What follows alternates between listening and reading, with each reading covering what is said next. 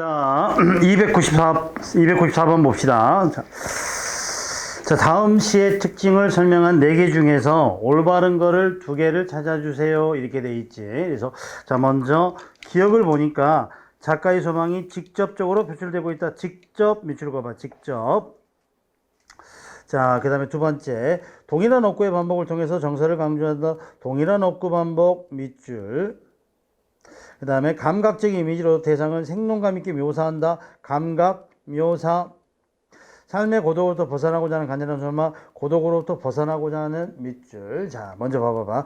작가의 소망이 직접 표출이냐, 간접적으로 제시되어 있느냐라고 보시면, 자, 1년 끝에, 자, 뭐죠? 모국어로 나를 채우게 하소서. 자, 2년 끝에 시간을 가꾸게 하소서. 그 다음에, 자, 3년의 가을에는 홀로 있게 하소서 해가지고, 직접 자기의 뜻을 드러냈다고 봐야 되겠지. 그래서 이거는 직접 표출, 요거 보면 되고, 방금 읽은 거와 같이, 자, 1년에 가을에는 기도하게 하소서, 2년 가을에는 사랑하게 하소서, 3년 가을에는 홀로 있게 하소서. 자, 이거는 뭐죠? 동일한 구절을 반복적으로 드러내지. 기억, 니은은 있네. 감각적인 이미지는 됩니다. 여기서 뭐 백합의 골짜기에 지는 마른 나무까지, 자, 또는 뭐죠? 뭐 낙엽이 지는 때 이런 것들 되는데 대상을 묘사하고 있다고 보기는 어려워. 묘사라는 것은 대상을 그리듯이 보여줘야 되는데, 그래서 묘사라고 보기는 어렵고, 세 번째, 삶의 고도를 벗어나고자 그랬는데 3년 봐봐봐. 홀로 있게 하소서. 나의 영혼 굽이치는 바다 백합의 골짜기를 지나 마른 나무가 가진 까마귀와 같은 존재로서 홀로 있게 하소서라는 것은 혼자 자기의 존재 자체의 본질을 깨닫고 싶다라는 거지, 함께 있고자 하는 내용은 아니다라. 오케이. 그래서 어찌 보면 절대 고독에 대한 지향으로 볼 수 있어. 그래서 디귿하고 니은은 안 되고요. 기억하고 니은만 가능합니다. 자, 넘어가면 295번 잡아보시면, 다음 시에 대한 감상으로 적절한 것. 자, 이거 여러분들 배운 적이 있죠. 황지우 새돌도 세상을 뜨는 건 1980년 전두환 군사 독재 정권 하에서, 자, 이 억압된 현실로부터 벗어나고 싶은 마음을 을숙도의 새 투영해가지고 보여주지만, 결국은 그런 부조리한 현실로부터 벗어나 못 벗어나? 못 벗어나지. 그래서 마지막에 보면, 자, 각각 자리에 앉는다. 주저앉고 만다. 그래서 이 암울한 현실에 속절없이 무릎 꿇게 되는, 좌절하게 되는, 자, 아픔을 노래하고 있는 시가 새돌도 세상을 뜨는구나. 바꿔 말하면 주저앉을 수밖에 없는 상황이지만 끊임없이 어때? 이런 부당함으로부터 벗어나고 싶은 갈망을 노래하는 시다라고 보시면 돼. 그래서 적절하지 않은 것, 이거니까, 자, 1번 대상에 대한 조롱과 야유의 어조로 현실에 대한 비판적 의미를 드러낸다. OX, O, 이게 되겠지. 자, 일상적인 언어로 쓰였을 함축적 주제, 뭐 어려운 단어가 있는 건 아니지만은, 함축적 주제라는 건 뭐지? 함축적 주제라는 것은 부조리한 현실로부터, 즉 비민주적 질서로부터 벗어나고 싶은 마음.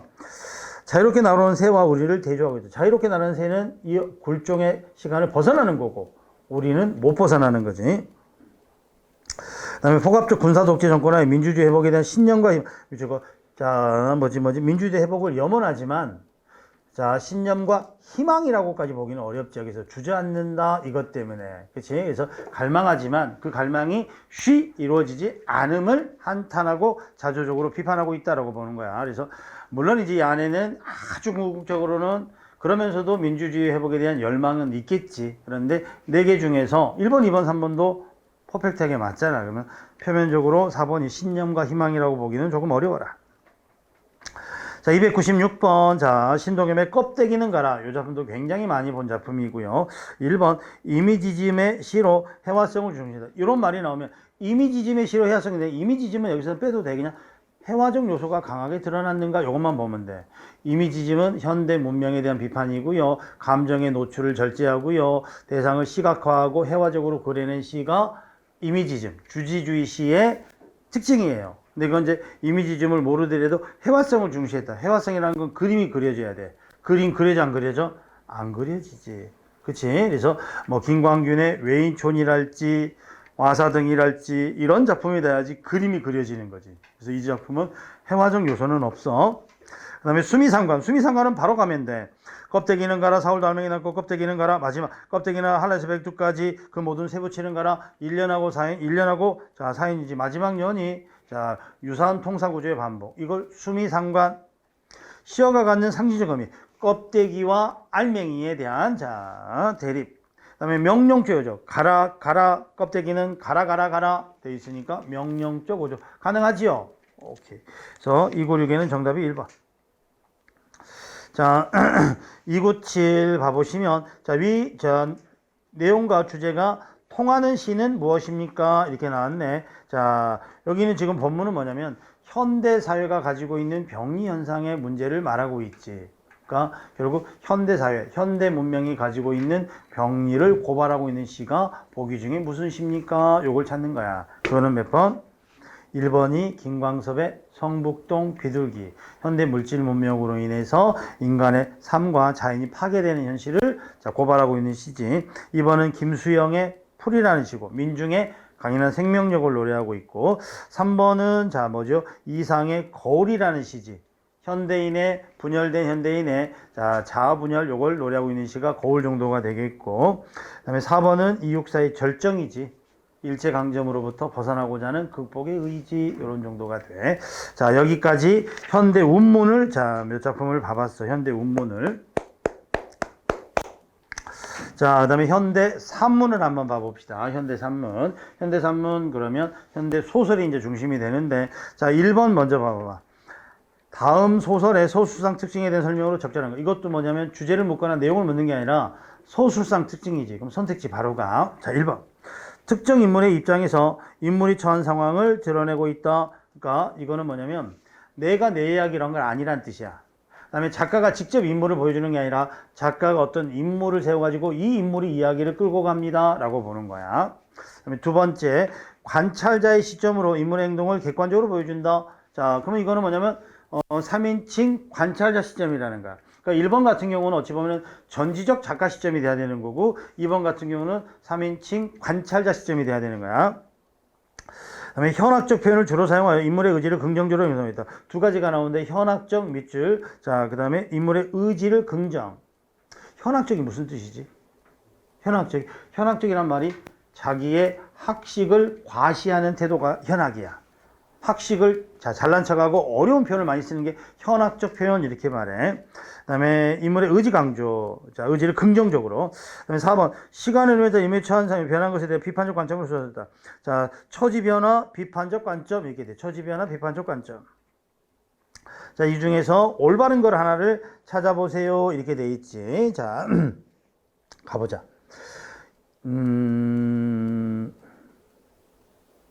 이게 안수길의 제3인간형이라는 소설인데, 제3인간형. 혹시 이 작품에 대해서 이제 여러분이 보고 싶으면 안수길의 제3인간형이라는 작품을 쳐가지고 보면 돼. 서기가 나오고, 조은이 나오고, 미애가 나오고, 이런 인물들이 여러 가지 군상이 나와.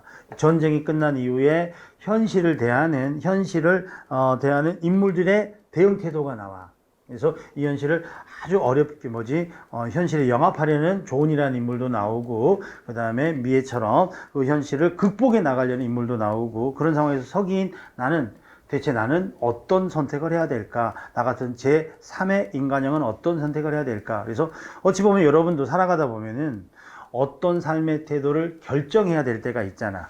그치? 이 길인지 저 길인지 요 길인지, 그런 결정의 상황에 놓여 있는 한 인물의 상황을 그려내고 있는 소설이 제3인간형이라는 소설이야.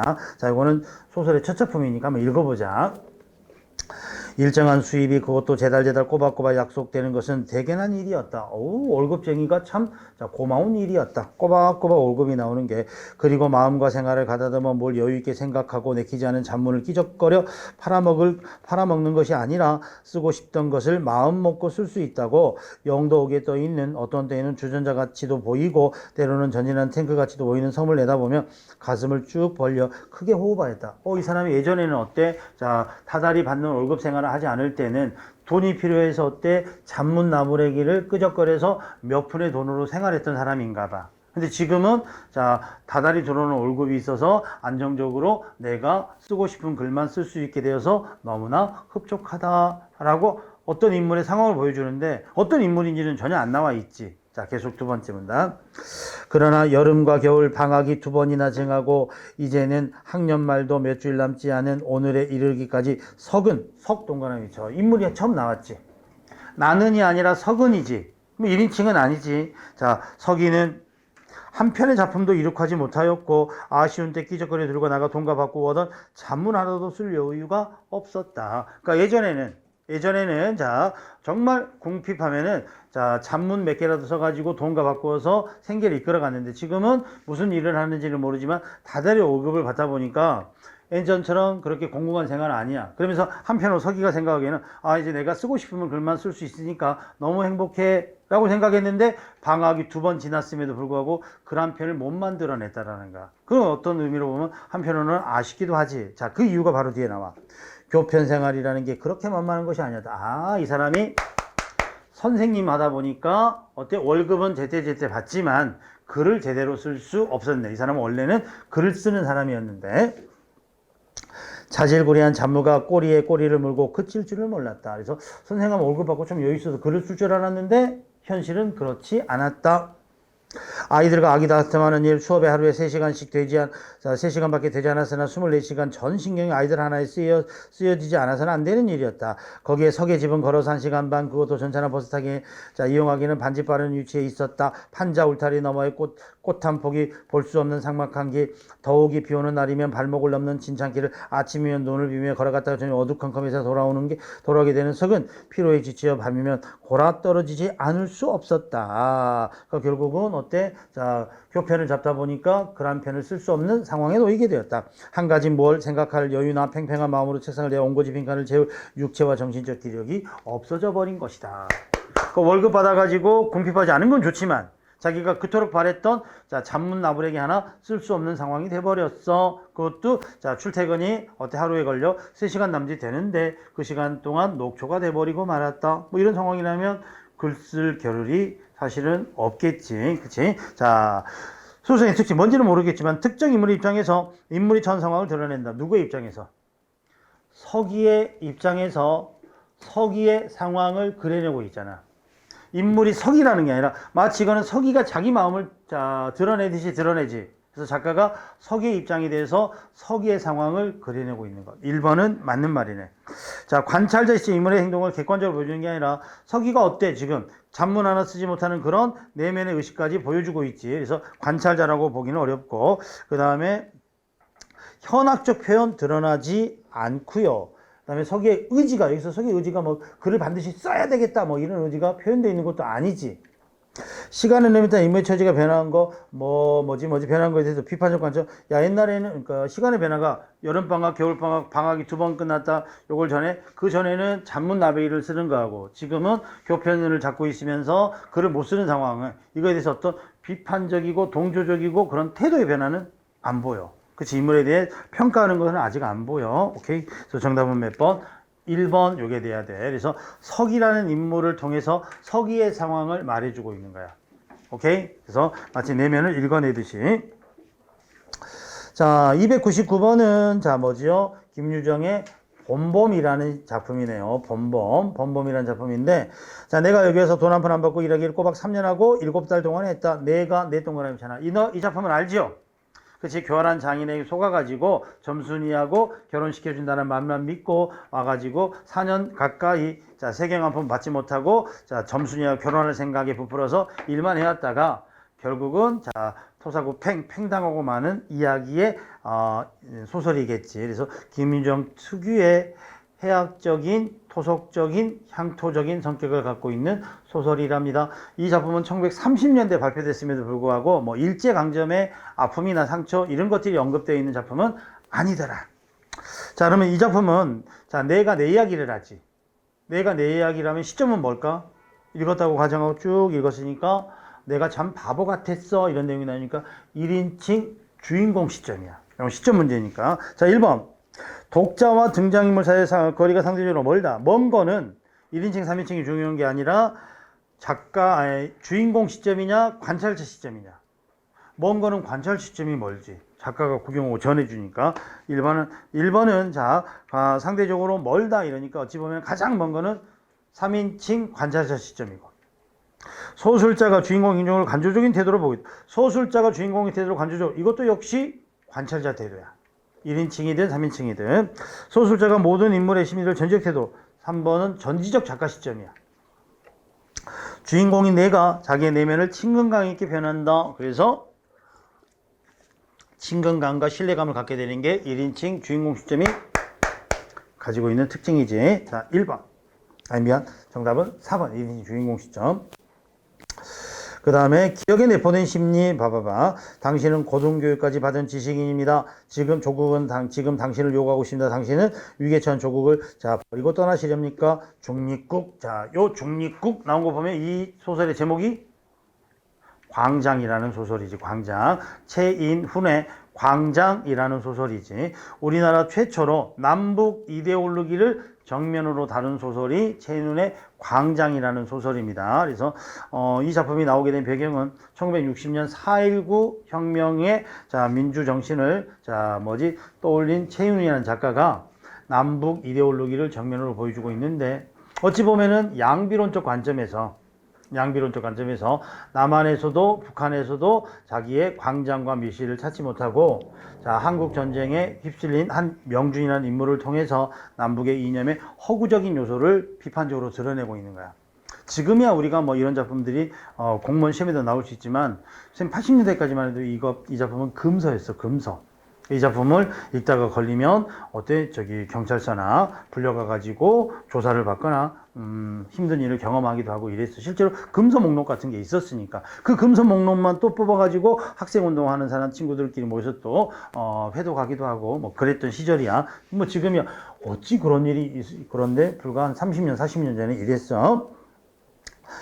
지금 이제 내용은 뭐냐면, 지금 명준이가 한국전쟁에서 남측 포로가 된 다음에 휴전협정 과정에서 포로 송환 소송이 포로 교환이 이루어지게 되지. 그때 연합군의 남쪽에 연합군하고 그다음에 북쪽에 인민군이 와가지고 포로들에게 남쪽, 북쪽을 선택하도록 기회를 주는 거지. 근데 명준이는 남쪽도 북쪽도 다 경험한 명준이는 어디에서도 자기의 광장과 미실을 경험하지 못했음에 중립국을 선택하지. 아무도 없는 곳으로 가겠다. 그래서 어떤 회유도 굴하지 않고 중립국. 그래서 결국 인도로 향하는 타고르 배에 몸을 실었다가 마스트에 있는 새를 보고 그게 사랑했던 은혜와 자기 아이의 환상으로 여겨서 결국은 바다에 몸을 던져서 생을 마감하게 되지. 어찌 보면 거기서 인도에 가서 잘 살았다 이래버리면 소설에서 정말로 남과 북의 이데올로기 체제를 완전히 깎아내리는 거기 때문에 거기까지는 안 갔던 것 같아, 작품에서. 그래서 스스로 이제 결정하게 되는 건데, 여기 부분은 지금 계속해서 중립국 결국 회의에 넘어가지 않고 나오는 장면에서 나오는 문 앞에서 서기의 책상 위에 놓인 명부의 이름을 적고 천막을 나서자 그는 마치 재채기를 맡은 사람처럼 몸을 뒤로 벌떡 젖히면서 마음껏 웃음을 터뜨렸다. 이때 웃음은 어떤 의미입니까? 정말로 내가 가고 싶었던 중립국을 선택했던 만족감이나 자족감의 웃음을 하고 보기는 어렵겠지. 그치? 어찌 보면은 중립국을 선택할 수밖에 없는 상황에서 내렸던 그의 결정이 어찌 보면은 자조적인 웃음을 만들어냈다라고 볼 수 있겠지. 그래서 여기서 말하는 웃음이라는 것은 어찌 보면은 명준이의 허탈한 마음을 드러내는 웃음이 되겠어. 이 웃음이 그래서 우리는 심경과 행동의 괴리를 보여주는 반어적 상황에서 나오는 자조적 웃음이다. 301번 한번 봐보시면, 여기서 301번, 302번 두 작품이 함께 있는 건데, 김연경의 단종은 키가 작다 이건데, 이 작품은 유명한 작품은 아니야. 근데 이제 한 작품에 두 개가 나와 있으니까 아주 생소한 작품이니까, 봐봐. 이럴 때는 문제를 먼저 봐. 301번 윗글의 표현상 특징. 배경을 서정적으로 묘사하고 있다. 서정적 밑줄, 묘사 밑줄. 서정적 묘사는 대상을 아름답게 그려내고 있다 이거야. 대상을 아름답게 그려내고 있다. 요게 서정적 묘사고. 그 다음에 인물 표현이 섬세하고 정해. 인물 표현 밑줄, 인물 표현. 그 다음에 사건 전개 과정이 대화 위주 밑줄. 외부 상황을 보여주면 의식 변화를 중심적으로. 외부 상황, 의식 변화 밑줄. 외부 상황에 대해서 인물이 생각이 변화되고 있는 것을 보여주고 있어. 4개 중에 하나겠지. 그 다음에 이제 기억 니은은 구절에 대한 풀이야. 구절에 대한 풀이는 302번은 읽으면서 풀어내면 돼. 302번 가봅시다. 단종제는, 단종의 제사가 단종제겠지. 그치? 단종제는. 자, 단종제도 이제는 예전 같지가 않아. 예전에는 이 시문 중에 유생들을 중심으로 엄숙하게 진행되었지. 그 재래의식만도 한나절이 이어졌고 누가 뭐라고 하지 않아도 참배객들은 장릉 마당에 엎드려 눈물을 뿌리곤 했지. 그런데 이제는 다 변했어. 학생들 시켜 장릉 마당에서 춤을 추게 하질 않나. 뭐 단종제를 이 지방 축제로 바꾼다면서 달라지기 시작했지. 그게 다 유신 정권 들어선 후의 일이야. 여기까지가 큰 따옴표지. 단종제를 자 분석하고 있는 자 그 밑에 보시면 늙은 택시 운전수의 평가야. 그러니까 단종제라는 것은 강원도 영월의 장릉에서 자 단종의 뜻을 기린 제사 의식이지. 옛날에는 집안에서는 엄숙하게 진행됐는데 지금은 애들이 나와서 비보잉 춤을 추고 이런 축제로 만들어 버렸어. 마치 지자체가 돈벌이 현혹돼 가지고 축제로 바꿔버린 것이 자 늙은 운전수는 못마땅하듯 자 평가해 놓은 거야. 자 그러면 302번에 1번 봐봐봐. 변화된 상황을 옛날에는 엄숙한 제사였는데 지금은 자 학생들이 춤을 추는 그런 축제 마당이 된 게 자 올바른 변화라고 보고 있지는 않음을 알 수 있지. 부정적 인식 가능. 늙은 운전기사의 말은 아까 산등색의 불꽃 글씨들을 보다가 성인의 말을 떠올렸을 때 느꼈던 스산한 감정을 항기시켰다. 그래서 나는 다시 한번 어리석은 맹목성으로 혹은 아다라고 표현할 만큼 간절함으로 그 말이 사실이 아니기를 바랬다. 그 말이 뭔데? 자, 단종제가 엄숙해지지 않고 축제로 변해버려서 놀이로 변했어요. 그래서 아무려면 단종에 능합해서 춤까지 추게 하겠습니까? 그러니까 운전수가 완전히 단종제가 개판이 돼버렸어. 춤추고 지랄이야. 그러니까 내가 뭐래? 아무래도 거기서 춤까지 추겠습니까? 춤이야 추겠습니까? 그러면 자 302번에 2번 가봐봐. 상대방의 말을 수용하기 늙은 운전수의 말을 그대로 액면 그대로 받아들이기는 쉽지 않다. 가능하겠지. 그래도 일국의 왕이 없고 더구나 억울한 죽임을 당한 원원이 쉬는 장소인데 어찌 자, 춤까지 출 수 있게 하겠어요? 이런 나름의 생각. 말을 하면서도 별로 현명하거나 필요성을 있는 말이라고는 생각되지 않았다. 운전기사는 백미러를 통해 내 얼굴을 살펴보더니 내일 보면 알게 될 거요 라는 말로 끊었다. 그러니까 운전기사는 자 뒤에 있는 손님이 자기 말 안 듣죠?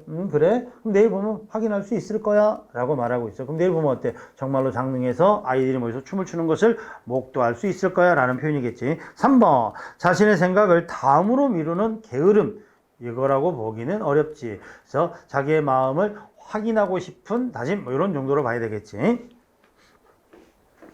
자, 이따금 맞은편에 오는 차량들의 불빛이 차내의 어둠을 깨우지 않았다면 차내는 캄캄한 침묵의 어둠 속으로 완만하게 가라앉는 듯 했다. 그래서 지금 내가 인물이 택시를 타고 가면서 자, 단종대에 대한 이야기를 운전기사에게 전해 듣고 설마 그러기 하겠어? 그러면서 늙은 운전수는 내일 보시면 확인할 수 있을게요. 장릉마당에 이제 여학생들이 한참 춤이 됐. 이건 다음 날이겠지 이제. 정말로 다음날 와보니까 여학생들이 춤을 추었다. 방금 꼭두각시 춤과 부채춤을 본 듯한데 이번에는 선조춤이 해질 것이라 안내방송. 나는 멍멍해진 정신을 가다듬으며 자리에서 일어났다. 주요 행사를 마친 지방유지 관계자들은 땅바닥에 떨어진 꽃을 무심한 걸음으로 밟고 자리에 떠났다. 그러니까 지역 유지들이 딱 모여가지고 전부 다 인사깨나 하고 방귀깨나 끼는 사람들. 자, 뜨고 있었다. 이제 장릉마당 휴전에 치마자를 벌리며 공뒤로 춤을 추는 어린 학생들과 그리고 자, 넋을 잃고 바라보는 총무의 무리들을 뒤로하고 나는 자, 단종의 묘소가 있다는 정자각 뒤에 산을 오르기 시작했다.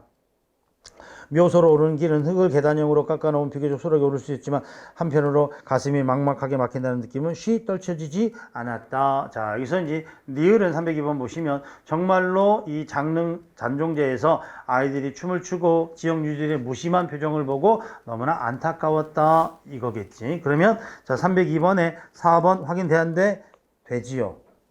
그렇지? 확인되지요. 그래서 자 302번에는 3번 찾아주시면 되고 301번 와봐봐. 자 배경 묘사가 있니? 뭐 장릉의 위치랄지 뭐 영월의 모습이랄지 인물의 외양 묘사랄지 아무것도 없잖아. 배경 묘사 없어. 자 인물의 표현이 섬세하고 정확하다라고 되어 있는데 요거는 조금 애매할 수 있는데 인물의 표현이라는 것은 뭐지? 나의 어떤 내면 심리를 말하는 건지 아니면 인물에 대한 묘사인지 자 잠깐만 놔둬보고요. 사건 전개 과정이 대화 위주로 구성되어 있다. OX O라고 보기는 어렵지. 대화 위주가 아니라 이거는 나의 판단이 중심이 되는 거지. 그래서 대화는 딱 한 번 주고받는 거예요. 이렇답니다. 설마 그렇게 하겠어요? 이런 정도인데 이게 사건의 중심축이라고 보기는 어렵지. 외부 상황을 보면 의식 변화를 중심적으로 외부 상황이 뭐야? 단종제에 처하는 단종제 처하는 사람들의 모습을 내가 바라보면서 설마 그러게 하겠어요? 제사까지 일국의 왕을 지낸 분의 제사까지 되는데 그 다음날 그 단종제가 춤마당으로 변한 것에 대한 안타까운 마음의 신경 변화가 여기서는 가장 핵심이지. 그래서 가장 핵심이 되는 건 몇 번이 돼야 돼? 4번이 되는 거죠. 오케이? 자, 그 다음에 303번 보시면, 303번 보시면, 제목이 뭐지? 제목이 303번.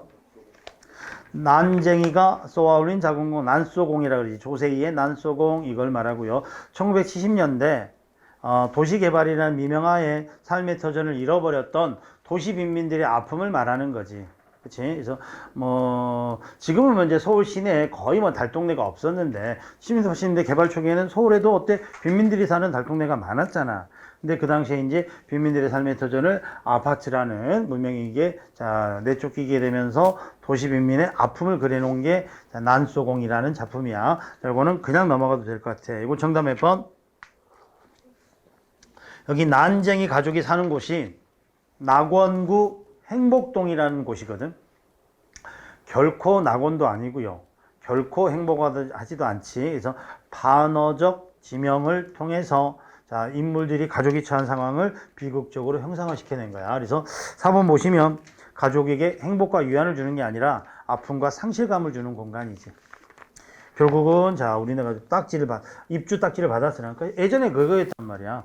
가난한 곳에 아파트를 짓는다고 토지 수용을 해가지고 아파트를 지으면서 원래 살던 사람들에게 아파트 입주권을 줘. 아주 싼 가격에 입주권을 주기도 하고요. 그러는데 이 사람들은 당장 아파트를 사는 게 중요한 게 아니라 현금이 필요해서 좀 한 끼 배부르게 먹는 게 더 필요하잖아. 그런 상황에서 어떤 사람이 내가 10만 원 주고 딱지를 겨우 샀는데 20만 원을 줄 테니 딱지를 파시오. 그러면 지금으로 따지면 2억 주고 샀는데 4억을 주겠다고 하니, 그치? 잠깐의 매매 차익이 2억이 생기잖아. 지금 4억짜리 집도 찾기 어려우니까 2억 정도의 차익이 생기면 안 팔겠어? 많은 사람들이 팔지. 그래서 돈 있는 사람들이 그 딱지를 사가지고 4억에 사가지고 입주해가지고 또 돈 있는 사람한테 5억에 팔고 6억에 팔고 이렇게 되는 거지. 그치? 또 어떤 사람들은 쌤도 직접 경험해 봤는데 이 사람들이 겨우겨우 들어가서 살아. 근데 들어가서 사는데 한 달에 관리비가 아파트가 한 20만 원 되고요. 무슨 세금 내고 해야 되잖아. 그거를 감당하지 못해서 또 도시의 외곽으로 쫓겨나는 사람들이 사실은 태반이야. 그 사람들이 아주 규모 있게 경제적 생활을 했던 분들이 아니기 때문에, 그치? 그런 것들이 있습니다. 선생님이, 왜냐면 총각 때, 그분이, 원래 살던 분이 분양을 받아야 사는데 그분은 거기서 살만한 형편이 안 돼. 그러니까 또다시 외곽으로 가서 살고, 월세를 내주는 거야. 그럼 선생님은 이제, 경제활동을 하니까 그 집에 가서 적당한 월세를 내고 사는 거지. 그치? 불법이었나? 모르겠어. 잡혀가지 않았으니까. 선생님, 호적 띄면 깨끗해. 빨간 줄 하나도 없어. 선생님이 한 거는, 뭐가 있을까? 속도 위반 몇 개 있을까? 속도 위반이나 주차 위반 몇 개 있지, 다른 건 전혀 없으니까. 그래서 그런 경험이 있어. 그래서, 이렇게 좋은 아파트를 얻었는데, 그 사람은 여기서 살지 못하는구나. 따뜻한 물에 샤워도 못하는구나. 내가 한 달에 월세 내면서 되려 나는 여기서 풍요로움을 느끼고 있구나. 그래서 자본주의가 가지고 있는 어떤 상처나 아픔 같은 것들이 이 조세희의 난쏘공에 나오는 거야. 304번 한번 봐보자. 304번 한번 봐보시면, 김수영의, 무어가 이발소, 요게 나왔지. 김수영의 무어가 이발소. 이것도 뭐냐면, 다음 글에 대한 삶에 대한 관점, 요게 나와 있는데, 너무 긴데. 무어가 이발소의 딱딱한 평상에 앉아서 순찰을 기다리는 시간처럼 평화로운 때는 없다. 시내의 다방이나 술집에서 어수룩한 한적한 분위기를 찾아다니는 것을 단념한 지 벌써 오래고, 변두리인 우리 동네 이발관까지도 요즘에는 급격한 근대화의 병균이 오래되어서 라디오 가요에 독재적인 연주에다가 미인계를 이용한 마사지까지 착취까지 가미되어 좀처럼 신경을 풀고 앉아있을 수가 없다. 밑줄고 좀처럼 신경을 풀고 앉아있을 수가 없다. 예전에는 시내 다방이나 조그마한 술집이나 이런 데서도 신경을 풀고 앉아있어. 즉, 정신적 휴식을 취할 수 있었어. 근데 요즘은 다 근대화라는 이름하에, 거기 가니까 막 팝송도 틀어주고요, 재즈도 틀어주고, 너무 소란스러워. 그래서 정신적 휴식을 취할 수가 없어. 그나마 남아있는 이 무허가 이발소만이 어때? 조금은 한적하고 여유가 있는 공간이야. 이걸 말해. 그래서 자, 이 무허가 이발소는 나에게 어떤 공간이야? 정신적 휴식과 자, 안식을 주는 공간이겠지. 자, 계속. 좌석버스나 코로나 택시에까지도 가요 팬인 운전사를 만나게 되면 사색은 고사하고 그 나라 우리의 재소가 염려될 만큼 신경 고문과 세뇌 교육이 사야되고 있는 세상에서 신경을 푼다는 것은 하나의 위법이요 범죄라는 감도 든다. 그러니까 자, 택시만 잘못하도 하루 종일 소음 공해에 시달려야 되는데 자, 이런 무허가 이발소야말로 비로소 군색한 사색을 위한 신경휴식이 가능하게 되었으니 사색이 범죄라고 아니 말할 수 있겠는가. 그러니까 이것처럼 자, 편안한 사색을 할 수 있는 공간이 지금은 없어져 버린 거야. 이 무허가 이발소만이 그런 휴식의 자, 말단을 제공하고 있어. 이렇게 돼 있지. 자, 그러면 결국 이거는 근대화 과정에서 인간의 휴식과 안식이 사라져 버린 거기 때문에 근대화, 현대화, 자본주의에 대해서 아주 비판적인 관점을 견지하고 있지. 그걸 찾으라는 거야. 이 두 문단만 보고 찾아내야 돼. 자, 그 근대화 과정에 대한 비판적 요소가 몇 번에 나와? 1번에 나오지. 세상이 모두 기계가 되어서 필요한 것은 돈과 시간뿐이요. 솜씨나 자 노력이나 정성이 사랑이 아니다. 참으로 편리한 세상이다. 그러나 그 편리 속에 짙은 향수 겹치는 것은 무슨 까닭일까? 우리는 정작 귀한 것을 잃어가고 있는 것은 아닐까? 모두가 기계화되고 자 산업화 과정 속에서 우리는 정말 소중한 정신적 가치를 잃어버리는구나. 그러니까 결국 근대화나 산업화나 기계화되는 것에 대해서 비판적 입장에서 보고 있습니다. 이렇게 보시면 돼. 305번은 자 이거는 뭐냐면 기행문입니다. 정선아에 대한 기행문. 기행문은 독자의 이해를 돕는 거는 아닙니다. 요즘은 대신에 이제 요즘은 그런 책이 있지. 거기 내가 어디 유럽을 여행 가다 보면 서유럽 6개국 해가지고 그런 자 안내 책자들이 있어. 그거는 기행문은 아니야. 막 사진도 찍고 뭐 도로 뭐 에비뉴 지나면 뭐 쇼핑센터도 나오고 어디 가면 맛집도 나오고 이런 자 관광 가이드북은 있어. 그거는 이해를 목적으로 할 수 있어. 그거는 이해를 목적으로 할 수 있어. 근데 이거는 정선아리랑에 대한 자 기행문이잖아. 기행문은 이해를 목적으로 하는 게 아니라 정서함양을 목적으로 하는 문학적인 글이야. 이해를 목적으로 하는 것은 설명문, 실용문이 돼야 돼. 그래서 305번의 답은 2번이고요. 자, 만세전이 자 정확하게 끝자리까지는 모르더라도 이게 몇 년대에 나왔지? 만세전이면 만세운동 이전이야. 그럼 이 소설에 다뤄진 배경이 1918년이야. 3.1 독립운동 만세 이전의 조선의 모습을 염상섭이가 소설 속에서 공동묘지 같다, 무덤 같다라고 표현하는 거야. 그래서 이 만세전이라는 작품이 처음에 발표될 때는 공동묘지라는 제목으로 발표가 됐어. 그러다가 27년인가에 가가지고 개정되면서 만세전이라는 이름으로 바뀌었어. 그래서 이 소설이 자 발표된 거는 1920년대야. 정확히 말하면 22년이고요. 그 다음에 박태원의 소설가 구보씨의 일일. 그래서 소설가 구보씨가 하루 종일 자 서울역하고 자 명동거리에서 만났던 본 것들을 그려내는 소설이야. 그래서 요거는 몇 년 될까? 조금 어려우면 보류.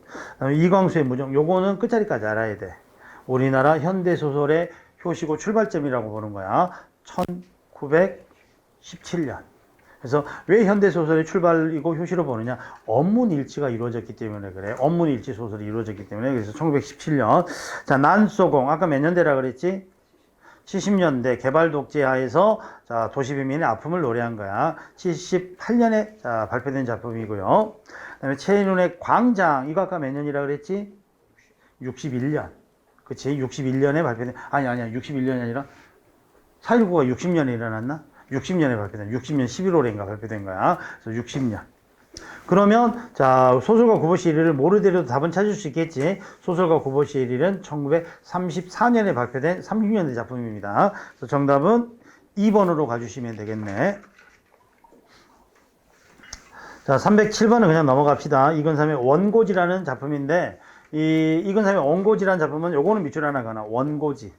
그리고 이 작품은 꼭 네이버를 통해서 한 번만 보십시오. 어떤 현대인들의 역시 병리 현상하고요. 자본, 물질주의의 노예가 돼가는 현대인들의 모습을 아주 우화적인 기법으로 그려내고 있어. 그래서 그 작품이니까 이 작품은 꽤 우리 문학사에서 중요한 의미를 갖는 작품이야. 그래서 알아두시고 조금 내용이 어려울 수도 있어요, 여러분들한테. 근데 상징적인 원고지라는 것은 어떤 짜여진 인생이라는 뜻도 되고요. 이 사람이 글을 써서 먹고 사는 뭐 교수라는 뜻도 되고요. 반복적 일상 이런 것들을 보여줍니다.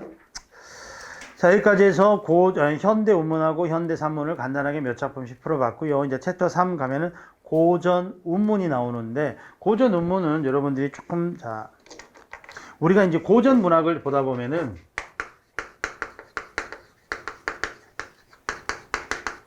고대가 나오고, 고려시대 문학이 나오고, 조선시대 문학이 나오거든. 운문 문학하고, 산문 문학하고 조금 쪼개볼 수 있는데, 자, 고대 시대의 운문 문학 그러면 우리가 뭘 볼 수 있냐면, 고대 시대의 운문 문학 그러면 첫째 고대 가요를 볼 수 있어. 고대 가요. 둘째 향가를 볼 수 있어. 셋째 한시를 볼 수 있어. 요 세 가지가 고대 시대의 운문 문학이야. 여기서 고대 가요 그러면 뭐가 있지? 고대 가요면 공무도화가, 뭐 구지가, 황조가, 정읍사, 뭐 해가 이런 것들이 자 고대 가요고, 두 번째 향가 그러면 향가는 지금 25수가 전하는데 상궁세 전하는 14수 중에 사고치 향가는 서풍, 헌도, 서동요, 풍요, 헌화가, 도설가, 팔구치 향가는 모처, 모죽지랑가, 초용가, 나머지 8작품은 안민가랄지, 제망매가랄지, 창기파랑가랄지, 원앙생가랄지 이런 것들은 전부 다 19체 향가.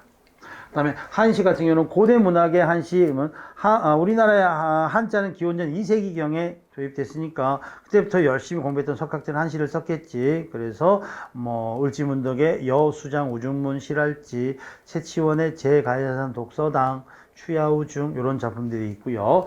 자, 산문문학은 설화문학이라는 게 있지. 설화문학. 설화문학이라는 것은 신화와 전설과 민담이라는 게 나눠지는데, 민담은 우리 시험에 나오는 건 아니니까 신화와 전설이 나오지. 신화 그러면 뭐가 나와? 동명신화, 혁거세 신화, 주몽신화 이런 것들이 기본적인 신화겠고, 그다음에 전설 그러면 뭐 김연과모, 용서와 며느리바이, 효녀 지은설화, 뭐 방위설화 이런 것들이 자 전설류에 해당하더라. 오케이? 그래서 이 부분에서는 주로 이제 설화가 나오면 신화가 나올 가능성이 좀 더 크겠지. 신화. 동명왕 신화랄지, 우리 개국 신화인 단군 신화랄지. 그 다음에 전설 그러면 나올 만한 전설은 뭐지? 조신의 꿈 같은 전설이거나 아니면 용서와 며느리 바이 이런 전설이 나오겠지. 그 다음에 고려시대에 나오면 고려시대 운문 그러면 뭐가 되냐면 가장 대표적인 게 고려가요. 경기체가, 시조의 출발. 고려가요가 핵심이지. 고려가요. 고려가요. 고려시대 때 파퓰러송이니까 민중들의 자 뭐죠? 평범한 삶의 모습을 그대로 노래하고 있는 게 고려가요다라고 보시면 되지. 그래서 고려가요에는 우리가 뭐가 있지? 뭐 청산별곡도 있고요, 정과정도 있고요, 동동도 있고요, 삼호곡도 있고요. 이런 고려가요가 있고요. 그 다음에 경기체가는 고려가요가 평민의 노래였다면은 자 신흥사대부 귀족들의 노래지. 대표적으로 한림별곡 알아두시면 되고요. 그 다음에 고려시대부터 뭐가 등장하게 돼? 시조가 등장하게 됩니다. 이렇게 보시면 되지. 그리고 역시 한시도 나오겠지. 이제 한시도. 그 다음에 이제 고려시대 때 산문문학 그러면 자 뭐가 돼? 가전과 폐간이라는 게 나오지. 가전과 폐간. 가전이라는 건 가짜전기지. 뭐 국순전, 국선생전, 공방전, 저생전, 청강사자 현부전, 죽부인전 이런 것들이 죽부인전 두 번 했나? 이런 것들이 저생전 이런 것들이 가짜 전기. 그다음에 폐관이라는 것은 자 뭐지요? 시중에 떠도는 잡다한 이야기 수필류가 되겠지. 그래서 우리가 폐관 중에서는 설이라는 장르가 나와. 설, 참화설, 이옥설, 슬견설, 주홍설, 주례설 이런 설이라는 장르가 나와. 폐관에서는 주로. 그 다음에 조선시대 가면은 제일 먼저 시작하는 게 악장이겠지. 악장. 악장이면 뭐가 돼? 악장이면 용비어천가 같은 게 나오겠지. 그 다음에 자 시조가 이제 본격적으로 나오는 거고, 그 다음에 뭐가 나와? 가사가 나오고, 그 다음에 민요와 판소리가 나오고.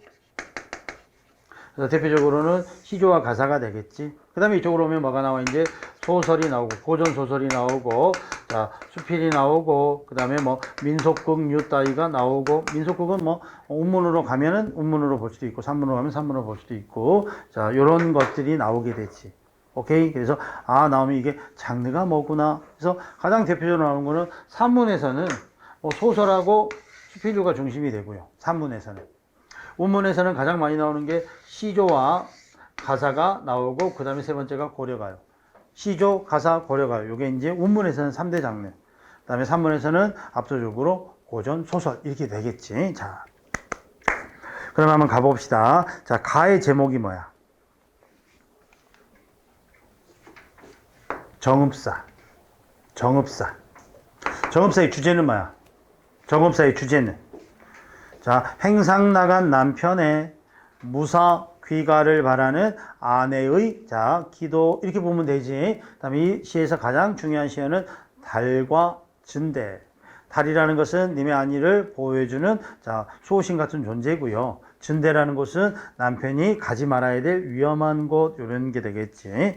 자, 그 다음에 나의 제목은 뭐야? 나의 제목. 허난설원의 규원가 이게 되지. 규원가. 규방 여인의 원망의 노래지. 그치? 그래서 조선시대 잘못된 결혼제도화에서 고통받는 여인의 아픔을 자, 노래하고 있는 작품이 규원가라는 내방 가사가 되겠지. 오케이. 자, 작품 해석은 자, 넘어갈게요. 자, 뒤에 봐봐봐.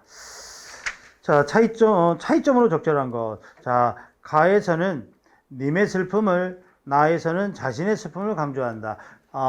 나에서는 자신의 슬픔이 나와. 아마도 내 님의 탓으로 살뚱말뚱해라. 이놈 때문에 못 살겠네. 이게 나오는데, 가에서 정읍사에서는 님의 슬픔은 나오지는 않고요. 가는 뭐지? 나의 걱정이 나와. 나의 걱정.